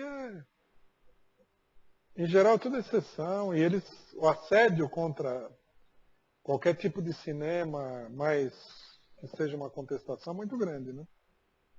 A gente pode ver, inclusive, o seguinte, o cinema, para que ele fosse um veículo artístico mesmo, teria que predominar o filme político, ou não? Porque o cinema é ideal para a política. O cinema é como o teatro, é uma arte muito pública. A literatura é uma arte mais íntima. O cidadão vai na livraria, compra o livro e leva para casa para ler. O teatro, o cinema, não. É uma atividade social, vai um monte de gente ver, todo mundo vê. Tá? O teatro, por exemplo, hoje eu tive essa discussão com pessoas muito bitoladas que não queriam reconhecer. O teatro, como é uma arte muito pública, ele sempre teve um caráter político, abertamente político. Político ou ideológico, vamos dizer assim. Na Idade Média, era usado para a propaganda religiosa. Uma boa parte do teatro, quase que a esmagadora maioria, era só sobre Jesus Cristo, o Velho Testamento, o Novo Testamento, etc. A educação religiosa se dava no teatro. Depois, o teatro se transforma num meio privilegiado para a luta política. Bom, o cinema é muito semelhante ao teatro, embora tecnicamente ele seja muito diferente, né? O cinema é para milhões, é uma arte pública. E, no entanto, você vê que o cinema político é exceção. Não, o cinema político contestador do capitalismo é exceção, não é a regra. A prova de que o capitalismo não pode viver com nenhum tipo de liberdade no cinema é o macartismo. O que foi o macartismo? Em grande medida, um dos aspectos fundamentais do macartismo foi o expurgo dos diretores de cinema stalinistas de Hollywood. Nisso daí consistiu o macartismo. Por quê? Porque durante a guerra foi um período de crise mortal do capitalismo. Ali o capitalismo viu a morte de perto. Então, no desespero, nos Estados Unidos, eles se abraçaram com o stalinismo, que não é revolucionário, mas também não era capitalista. É um corpo estranho. Então, muitos cineastas passaram para o lado do Partido Comunista e muitos receberam influência e muitos comunistas entraram no cinema. Depois da guerra, quando eles perceberam que já estava tudo mais, já a situação tinha acalmado, eles promovem um expurgo sistemático, eles não conseguem conviver. A hora que o expurgo está feito, aí cai o macartismo, dizem que a sociedade democrática não conseguia conviver com o McCarthy e tal. Mas não tem nada a ver. Depois que ele limpou o terreno, é que ele foi tirado de lá.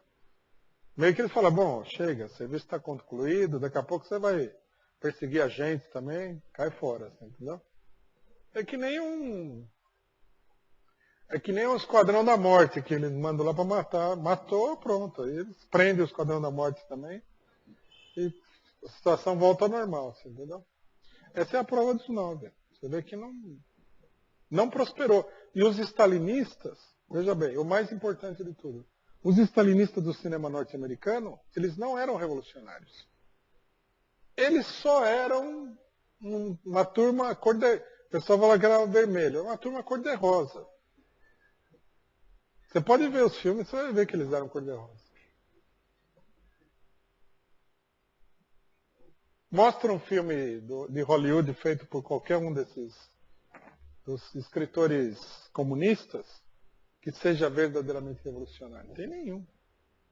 É tudo liberalismo, você entendeu? É cor-de-rosa, é o Partido Democrata. A ideologia do Partido Comunista era um rooseveltianismo de esquerda. Nem com isso eles conseguiram conviver, você imaginou? Imagina se você pega aí um hiperradical. Esse hiperradical nem entrou. Essa que é a verdade.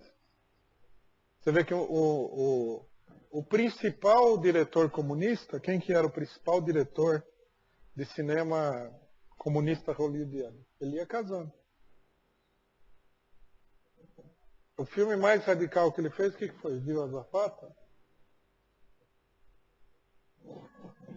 Uma revolução que aconteceu no tempo do Onça, né, com os mexicanos, uns índios mexicanos de sombreiro e tal.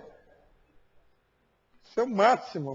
Isso aqui é como escrever sobre a Revolução Francesa, quase. Entendeu? Não, e se você vê o filme também, você vê que o filme é bom. Diante da pobreza que tem aí, é super água com açúcar, na verdade. Você até gosta, você fala, nossa, que bom, né? Escreveram sobre o Zapata, um cara tão importante na Revolução Mexicana de 1910. Mas se você olhar bem o filme com um olhar bem crítico, é bem água com açúcar. Como são todos em geral também, né?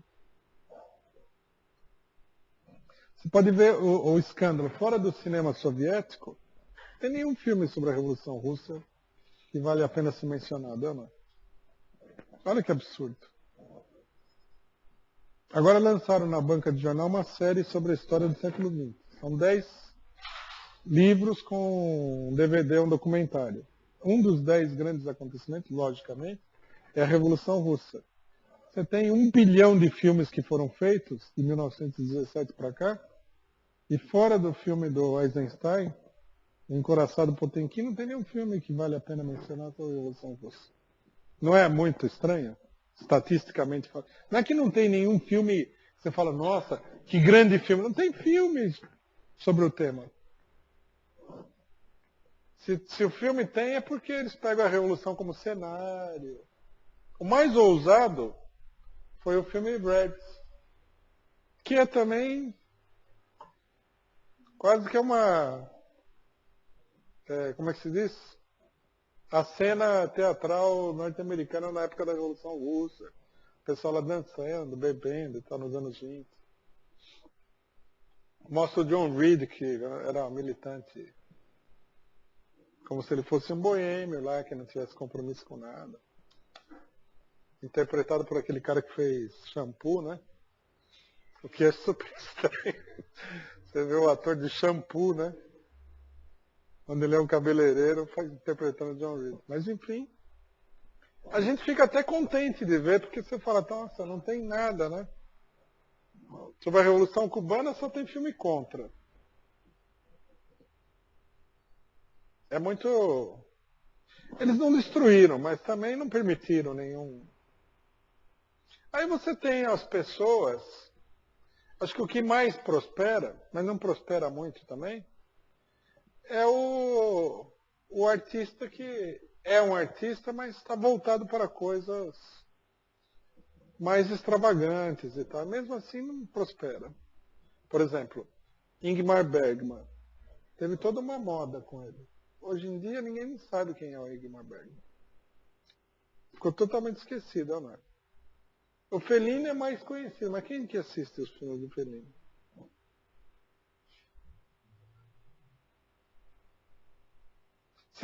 O negócio assim é uma engrenagem mais sutil. Ela não é muito sutil, mas ela é mais sutil.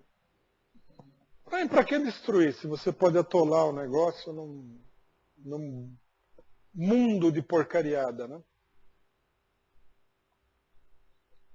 Foi o que eles fizeram. Precisaria fazer uma análise mais detalhada desse problema, né? Não tem. O pessoal vive na ilusão. O cidadão acha que porque, sei lá, um cara fez um filme de faroeste bom, pronto, a arte está preservada. Não é assim. Agora, hoje em dia, você vê um outro comentário que eu acho que é importante. Esse cinema bom, ele vem como resultado das comoções políticas que abalaram a dominação do imperialismo. Mas aquela comoção, à medida que ela passa, aí o negócio é tomado pela superficialidade. Você vê em 68, começa a aparecer filmes e tal, mas também não tem nada que seja para valer mesmo uma contestação. Mas tem bastante coisa melhor. Mas depois dos anos 60, o negócio vai caindo. Hoje em dia, é tudo... A dominação ideológica é muito grande. Isso que é impressionante. Para a gente imaginar, por exemplo, um cara de grande circuito de cinema fazendo um filme esquerdista, mesmo Água com Açúcar, é difícil. Eles montaram um esquema, eles fecharam as brechas, montaram um esquema muito mais sólido de contenção do que antes, né? Esse esquema ele é retratado pelo Spielberg, que é um cinema bonito, né? De qualidade técnica, muito efeito visual, até às vezes bons roteiros, assim, competentes, porque o bom roteiro aí dependeria muito do que o cara está falando, o conteúdo do que ele está falando. Mas, digamos assim, um roteiro competente e tal, mas não fala nada. Tudo é um negócio muito superficial. Quando trata de temas políticos, é aquela baboseira liberaloide norte-americana. Então, por exemplo, ele fez o... Hã? Não, Munique é horrível, né? Munique é super reacionário. Onde ele colocou um pouco mais de política de direita.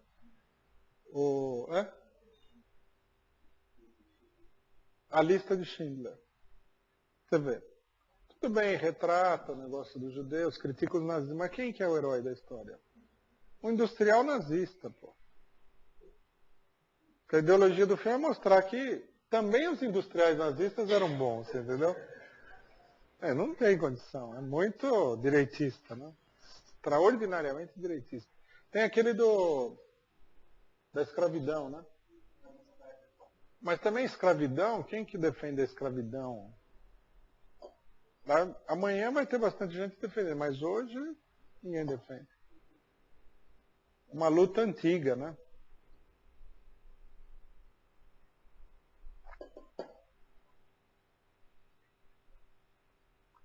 Eu acho que esse esquema, esse daí substituiu...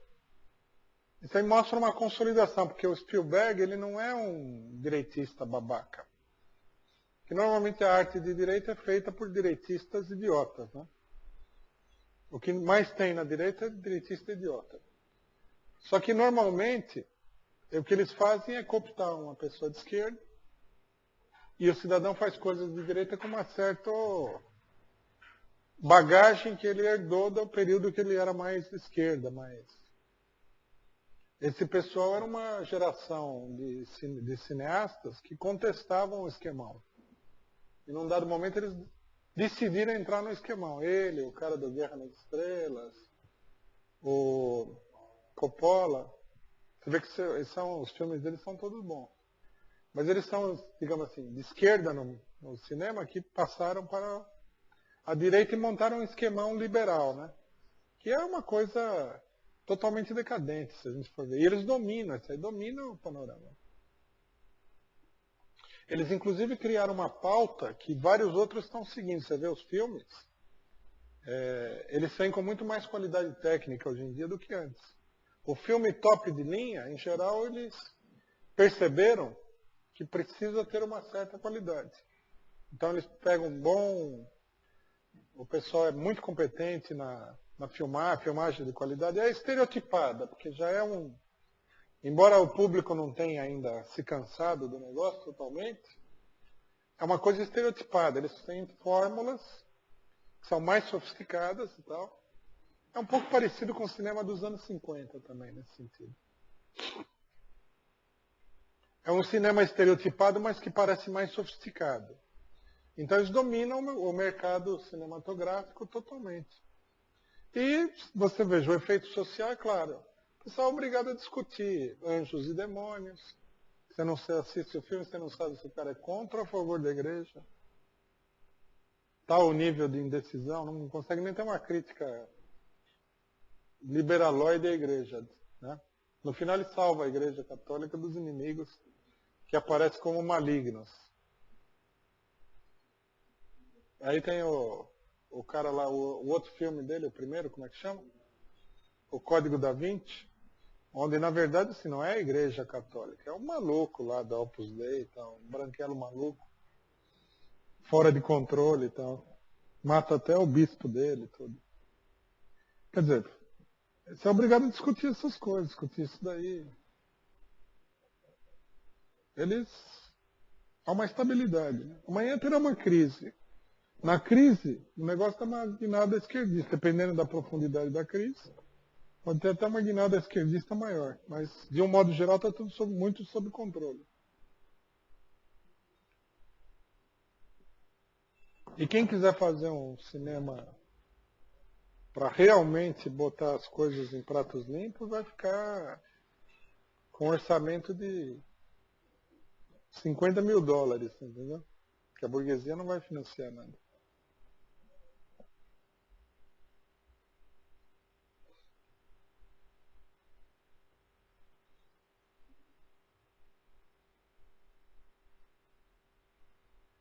Os próprios cineastas, eles já escolhem filmes que eles sabem que dá para passar pelo filtro, né? Você vê que foram feitos filmes que eram de esquerdistas, tal, filmes importantes, de grandes circuitos. Spartacus é um dele, por exemplo, que é do Howard Fest, que era um escritor do Partido Comunista Norte-Americano. Mas o Spartacus também é aquele negócio, né? Luta de classes há 250 mil anos e tal. Parece que se mostrar aquilo lá, mostrar Vênus de Milo, o cara não... Está muito distante, né? É um truque, né? Ele olhou e falou, vou fazer um filme político e tal. Mas não dá para você fazer um filme político sobre o...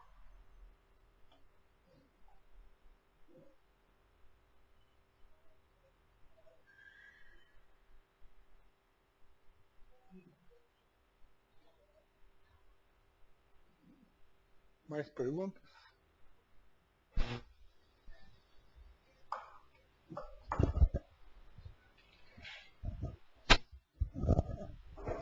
Rui, na arte brasileira, o movimento Tropicalia foi um movimento revolucionário ou um movimento pseudo-revolucionário?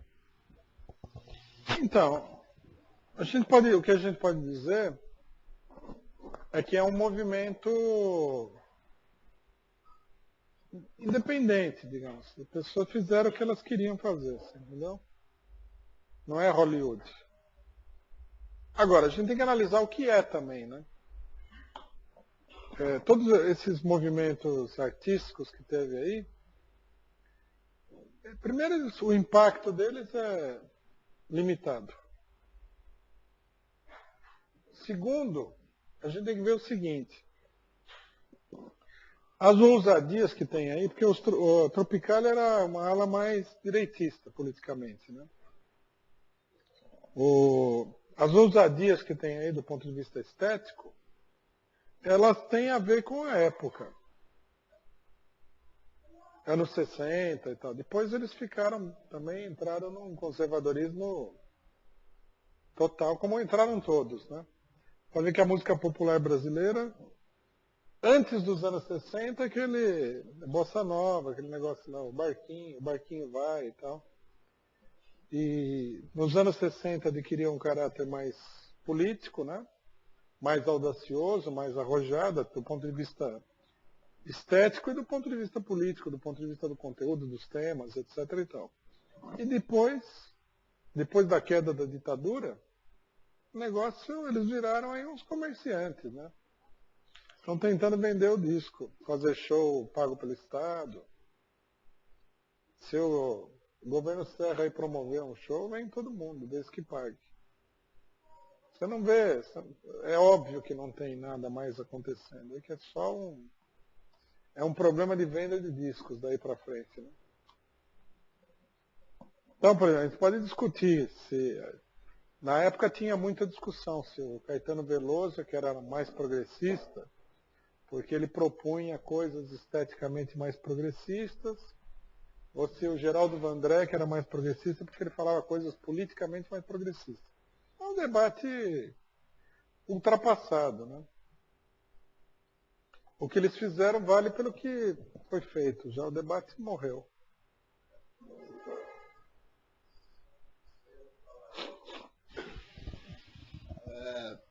No caso, Geraldo Vandré, para a época, foi importante ou não? Ah, foi importante. Ele era... O movimento estudantil tinha uma verdadeira idolatria por ele. Aquela música dele, para não dizer que não falei das flores, aquilo lá foi... Deu uma crise no festival da Record, tudo. Crise, inclusive, com o próprio Caetano Veloso, né? Que critica o público porque o público quer a música mais política, que é um absurdo. Segundo ele, o público tinha que escolher a música dele que era mais revolucionária do ponto de vista formal. Saber também, pode ser que o público fosse conservador em termos formais, entendeu? Mas eu que não sou conservador em termos formais, posso dizer para você também que a revolução formal dele era muito mais uma tempestade num copo d'água do que um tornado, entendeu? Então, nesse sentido, também a alegação dele não valia. A música do Geraldo Vandré, que como a maior parte da música popular era bem conservadora, ela expressava um sentimento político do pessoal na época. Isso tem um valor. É um mito a ideia de que a arte teria que necessariamente conter uma grande inovação formal. Não é assim. Muita arte, durante muito tempo, sobreviveu de fórmulas estereotipadas. Cabia ao artista conseguir transformar aquela fórmula num veículo expressivo importante. Esse é um problema também que muita gente não entende. Não sei também se vocês têm a compreensão desse debate. Hoje em dia, vou procurar explicar de uma maneira mais simples. Hoje em dia, existe um preconceito que é o seguinte. Uma arte de vanguarda, ela precisaria apresentar, do ponto de vista técnico, do ponto de vista formal, inovações formais. Tá certo? O que é muito complicado. Não é fácil de você fazer isso aí. Então o preconceito é o seguinte, se você usar uma forma já estabelecida, a sua arte seria de segunda linha. Mas isso daí não é um critério absoluto. Não poderia ser um critério absoluto. Por quê? Porque em muitos momentos foi feita a arte que todo mundo, digamos assim, uma parcela considerável de pessoas considera como arte de grande importância, uma grande realização artística, que se baseava em fórmulas completamente estereotipadas. É o caso do classicismo, por exemplo. Um dos ápices da literatura burguesa, nesse período todo que eu falei, é o classicismo francês do século XVII. Né? Quer dizer, são os escritores franceses que vão de Corneille a Racine. Isso é quase uma unanimidade que é extraordinário. Agora, eles tinham uma formulazinha banal, que eles tiraram, era uma fórmula rígida, quadradinha, assim, entendeu? Era mais do que uma fórmula artística, era uma camisa de força. Então você fala, mas então por que seria uma arte tão grande? Porque a pessoa soube usar aquele veículo, aquele meio, aquela fórmula, para uma expressão real artística de valor. Tudo depende da capacidade do artista. Ele pode pegar a fórmula batida e ele conseguir encontrar aquela maneira, aquele ângulo, aquele viés que transforma aquilo numa grande arte. Não precisaria ser uma fórmula inovadora. Tem muita coisa que é fórmula inovadora, mas o efeito é medíocre. Ao passo que você tem escritores que são relativamente convencionais e o efeito é poderoso. Isso não é correto. Então, a alegação do Caetano Veloso é uma alegação relativa, assim, entendeu? O artista ele tem direito de ser conservador também. Depende muito do que ele vai fazer, né? Agora, é lógico.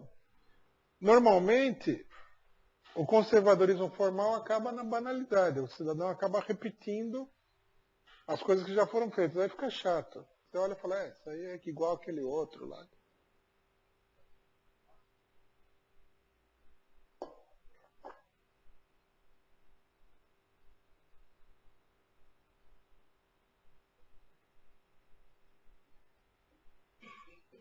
Agora, seja como for, do ponto de vista da pergunta, né? O movimento, não só o movimento da Tropicália, mas todos os movimentos da época, eles, inclusive a Bossa Nova, no caso, que era muito influenciada pela própria burguesia carioca e tudo, e que tem uma série de vieses que são visivelmente negativos, são movimentos culturais de direito próprio. Eles fizeram lá o cinema novo, a mesma coisa. Mas também, num certo sentido, o cinema da Veracruz, que era bem conservador. Tudo era uma tentativa de cultura própria. Não era um esquema onde o cidadão estava lá servindo de papagaio para alguém. Ele estava fazendo um negócio. Tem coisa com maior mérito, menor mérito. Depende, logicamente, de um lado da habilidade técnica do artista e do outro do conteúdo, porque se a pessoa não tem nada para falar, por mais que ele saiba falar bem, ele é chato, não é? Você imaginou ouvir um discurso de um cara que faz um discurso muito bom, mas não fala nada de que tem importância? Seria uma coisa horrível, né?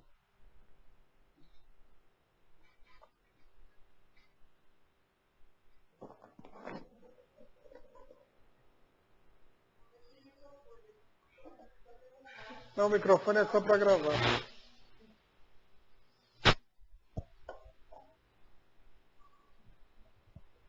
Sim, a minha dúvida... Tá ouvindo? Tudo bem assim?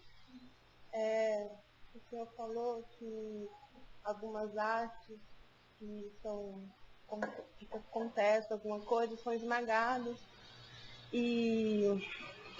mas uma arte que está sendo valorizada agora, que é o grafite, assim, que antes era considerada como uma arte marginal, uma arte valorizada, e hoje a burguesia está aceitando como uma arte diferente. Qual seria, então, esse intuito? Não só com grafite, mas alguns artistas que antes era visto como uma arte pobre e hoje é visto como uma arte diferente, como a literatura marginal, como, né, o Ferraz, o Marcelino Freire, que estão sendo aceitos nos grandes circuitos, né, artístico como uma arte, sei lá, qual seria então, em vez de ser esmagada, está sendo agora valorizada nos grandes circuitos? Bom, é relativo isso aí, né? Porque o grafite ele surgiu muito da pessoa que espontaneamente ia pintar a parede do outro lá, né? Esse daí está sendo totalmente esmagado.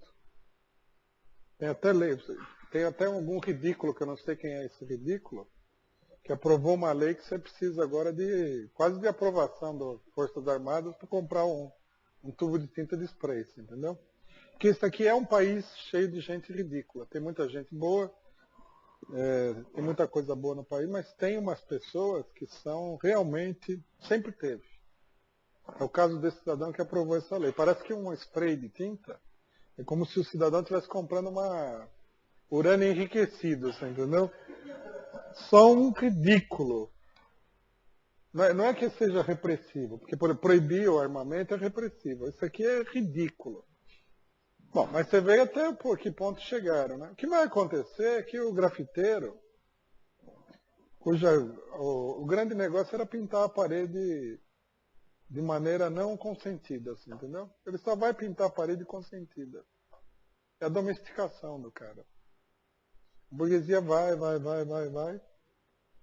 A única coisa que eu posso dizer a respeito é que a hora que tiver um movimento forte nas ruas, ninguém vai impedir ninguém de pichar tudo, inclusive e principalmente os edifícios públicos, entendeu? Já posso até ver o Palácio do Bandeirantes sendo pichado e grafitado lá. Agora, se transformar numa coisa estabelecida, é o começo do fim, entendeu? Já aconteceu com muita coisa. Esse negócio de que entra no grande circuito, você pode marcar. Entrou no grande circuito, é o começo do fim. Esse grande circuito aí não permite nada. Inclusive, a maioria das pessoas, eles levam simplesmente, diretamente, literalmente, a loucura. Um cara faz sucesso, porque acontece muito, o cara faz sucesso, aí uns oportunistas do mercado capitalista, do entretenimento, pega o cidadão lá e dá uma turbinada nele no mercado, né? Tem muita gente que não aguenta, o cidadão fica até doido. A pressão é muito grande. Esse é um esquema puramente comercial. Se você fizer qualquer coisa aí que contrarie a intenção comercial de quem está financiando, isso você vai sofrer muito. É uma coisa muito óbvia. Se o Paulo Coelho decidir escrever livros aqui defendendo o Osama Bin Laden, esmagam ele que nem uma barata, entendeu?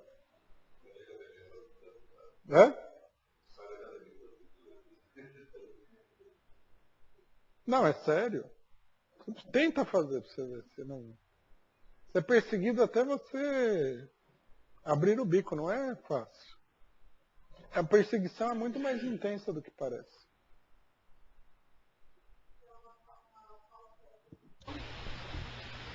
Não, eu acho que o pessoal se ilude. Eles acham que eles estão sendo aceitos, quando na verdade é toda uma manobra para estrangulá-los.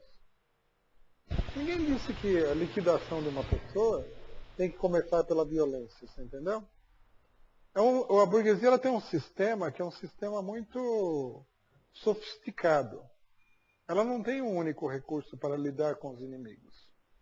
Se você é um dirigente sindical, por exemplo, e a burguesia percebe que você é radical, mas você pode ser manipulado, eles começam adulando a pessoa. Ele já tem um sistema pronto para isso. Começa a falar como ele é um grande líder. Você é um grande líder. Aquele pessoalzinho do seu sindicato não dá, pessoal bruto e tal. Você é uma pessoa Você entendeu? Quando o cara vê, já está vendido e comprado. Se ele chegar e resistir, aí manda a polícia, corta o dinheiro dele, a imprensa fala que ele estuprou uma moça lá no bairro dele. Tem até esses filmes que você estava mencionando, tem até filme que mostra. Não assistiram um filme do Frank Capra, que chama... Como é que é? O filme do cidadão que é senador? A mulher faz o homem. Eles pegam um ingênuo, um cidadão honesto, bem intencionado, que eles acham que eles podem manipular e elegem ele para o Senado. Ele é o segundo senador do Estado, junto com o outro que é uma raposa da política. Aí o senador chega para ele e fala, assina aqui, tá? Ele assina qualquer coisa, ele está totalmente por fora do que está acontecendo lá. Mas ele tem um único projeto que ele quer colocar em prática. Ele quer fazer um campo de escoteiros num determinado terreno. Então ele propõe a desapropriação do terreno para fazer o campo de escotismo. E acontece que os capitalistas daquele estado estão de olho no campo, porque o campo é muito valioso, eu não me lembro bem por quê. Vocês têm petróleo, qualquer jogada. Mas ninguém consegue convencer ele a abrir mão de favorecer os escoteiros. Aí o filme, essa parte que eu acho mais interessante do filme, mostra o completo esmagamento da pessoa pela máquina política. Então, a imprensa se volta toda contra ele. Os deputados começam a caluniar ele, tiram um podre que ele fez, que ele não fez. É uma coisa de louco. E ele não consegue reagir, né? No final, como o filme é hollywoodiano, ele consegue reagir. Na vida real, ele teria cometido suicídio. Eu acho que o negócio funciona assim. De um lado eles atraem a pessoa, mostram o dinheiro, você entendeu? O cidadão é pobre, fica fascinado por aquela montanha de dinheiro, vê a perspectiva de ganhar dinheiro, alimenta a ilusão de que ele vai ganhar dinheiro e ainda manter os ideais quando ele vê, ele está totalmente prostituído. Se ele não quiser se prostituir, esmagam ele completamente. E eu não encontrei ainda exceção nenhuma a essa regra, né?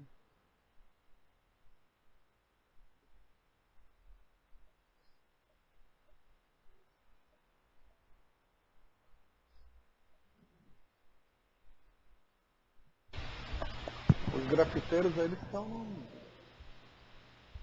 perseguição implacável.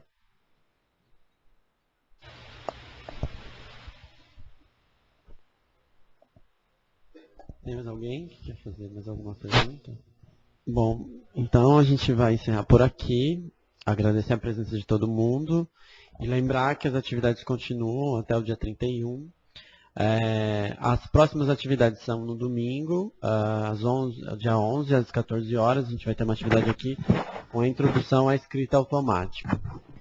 E na próxima sexta-feira a gente vai ter uma palestra novamente às 19 horas sobre surrealismo e trotskismo também com o companheiro Rui Costa Pimenta. E logo após a gente vai ter uma festa de inauguração do Centro Cultural Benjamin Perret. Todos estão convidados. O áudio e o vídeo estarão disponíveis na internet, no nosso site www.pco.org.br. E quem tiver interesse em conhecer na íntegra o texto sobre o Manifesto da FIARE, a gente tem uma publicação que está à venda na livraria, da coleção Biblioteca Socialista Mini, do Manifesto da FIARE. Obrigado pela presença.